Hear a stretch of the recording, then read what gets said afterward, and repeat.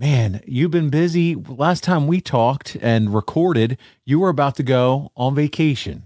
And you did that. You went down to Florida with the family. First, update everybody, our listeners, on your time down in Florida, man. Oh, we had a blast. We went to Miami, Florida. The temperature was 80 degrees. We spent so much time on the beach. They had a wonderful pool at the hotel. It was a blast. And you know what? I actually took my kids jet skiing. And my first kid that I put on the back for me to ride them because they're too young to drive themselves. Sure. I put her on the back and we went out. And when I went to make a turn, I slowed down and stopped. I wanted to make a turn. And I didn't put the accelerator on when I was turning, and we flipped over. Oh, no. We went to the ocean. Now, thank God my daughter is like an Olympic caliber swimmer. That's right. I even had the safety vest on me. Yeah, the life vest. But it wasn't working. I was still sinking. I can't swim. So I'm in trouble. I couldn't get above water. I was going under. And my daughter kept her composure, and the jet ski got away from us. It was like 50 feet away from us. And she didn't know whether to go to the jet ski or to me. And she came over to me and saved my life. And she pulled me over to the jet ski. She swam 50 yards with me in her hands.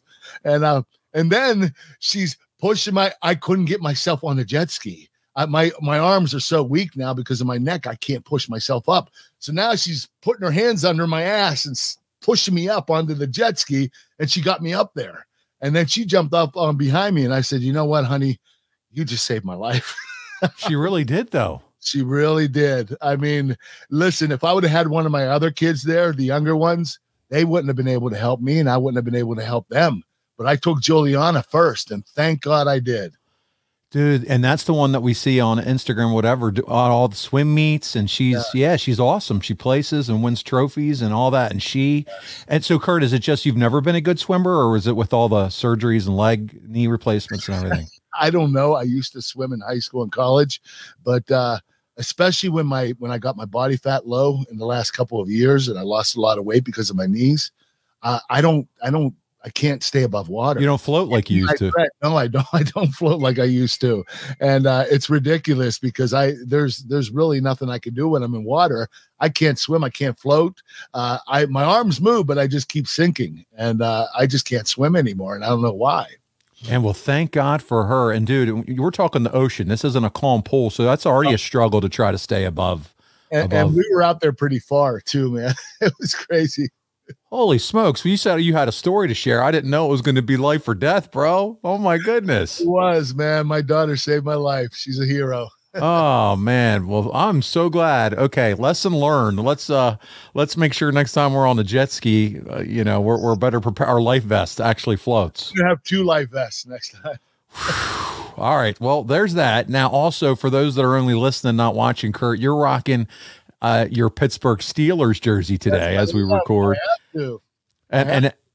Oh, hey, you know what I just did? I just did a video with the crazy Italian guy. Yes. You know who he is? I follow him on Instagram. Yeah. So we just did one for Pittsburgh Steelers game this weekend. It's hilarious. Wait till you see it. Okay. Yeah, I can't wait to see it. So is Nate. Is Nate isn't his name? Nate Soretti. Yeah. He was my next door neighbor when I lived in my old house. And he's made a huge impact. He has a job on radio now because he started this thing on Instagram and Twitter. Yeah. And, he's doing extremely well with it. And now he has a job on morning radio where he's fantastic. One of the commentators. So he's doing really well. It is. It's Steelers started off, 2 wins, 5-6 losses. I mean, the season looked like it was over, and now all of a sudden 8-8. We'll see what happens this weekend. But the fact that we're even having this conversation right now is crazy. It's exciting. Yeah, I never thought the Steelers would make a comeback like this.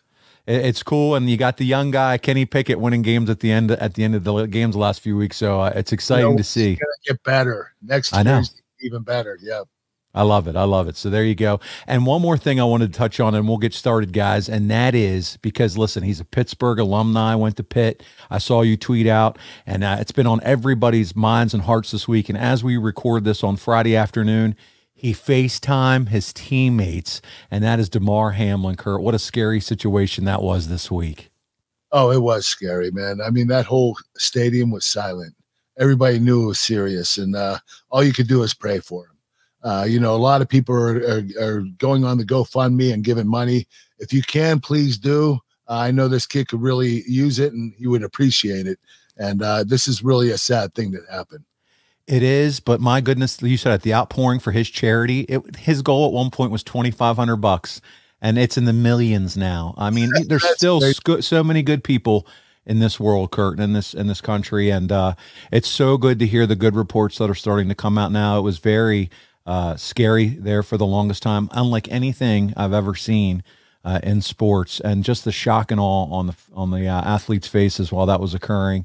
And man, it's crazy. And I talked to a doctor, Paul, and he told me that if they didn't resuscitate him or whatever, yeah, give him CPR, yeah, in 5 minutes he'd be brain dead. And, you know, that's really scary, because I know that he actually, you know, he did pass away briefly, and they resuscitated him, but I don't know how long he was out. Yeah, when your heart stops like that.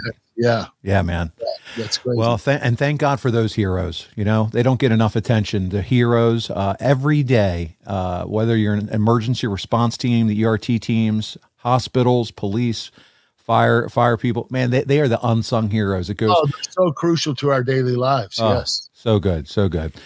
Well, buddy, listen, let's get into our topic this week. And it's all about, as we said, your trips to Saudi Arabia, and what was it like traveling to Saudi Arabia? So let's get into it. First off, when you hear WWE is going to run shows in Saudi Arabia, what did you think of the idea overall? I loved it. And the main reason is money, money, money. You know, when you go to these places, they spend a lot of money. Like, these were bought shows. Saudi Arabia bought them from WWE, and I believe it was like $1 billion for 3 years, or 4 or 5 years, where they did 2 shows a year. So you're talking $200 million for 2 shows a year. That's incredible. And you know what? The fans didn't have to pay for it. The government paid for them. Everything was paid for the wrestlers, the WWE, and all the fans. The company, or the country, actually, the government paid for everything so the fans could enjoy themselves. And there were 75,000 fans there. It was incredible. Did you ever think that you would be involved in something like that? No, but I was glad I was. I mean, you know, the paychecks are very generous. Yeah.